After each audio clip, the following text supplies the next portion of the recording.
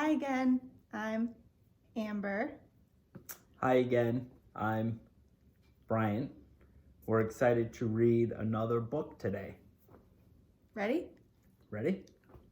Today we're going to read The Yeti and the Bird.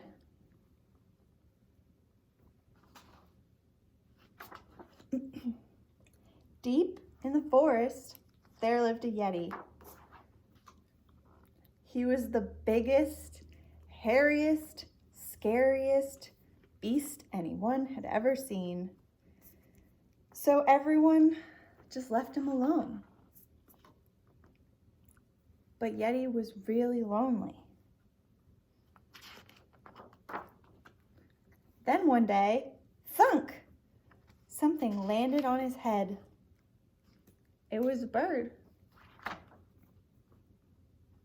And the bird said, squawk, squawk, squawk, squawk. And the Yeti roared. And the little bird wasn't scared at all. Not one bit. Instead, the bird told the Yeti all about his journey. She seemed to think she had landed on a hot, tropical island for the winter.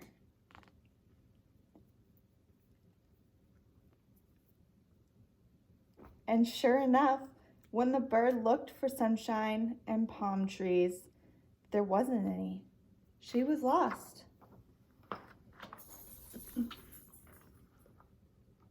The bird stopped bouncing and chirping, and Yeti wasn't sure what to do with that sad little bird. After a while, he decided he would pick up the bird and take her home. The next day, the forest woke to a peculiar sight. Yeti and the bird were playing.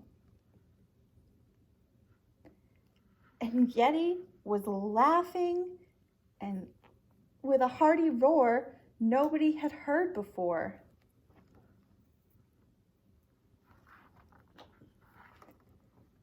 Every evening, the friends sang sweet, sad songs together, which soothed the forest to sleep.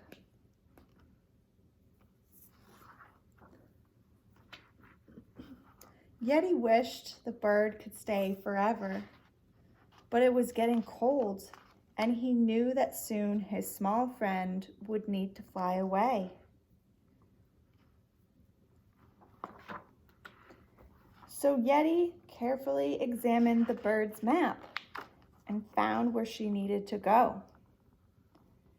Then he made sure she was packed and ready for the journey ahead.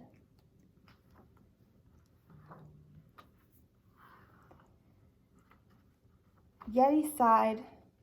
Without the bird, he was even lonelier than before. Until some new friends came out to play.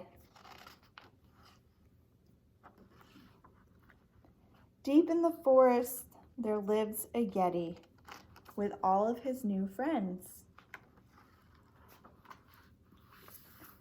And every now and then, an old friend pops by to say hello. The end. Thank you. Thank you.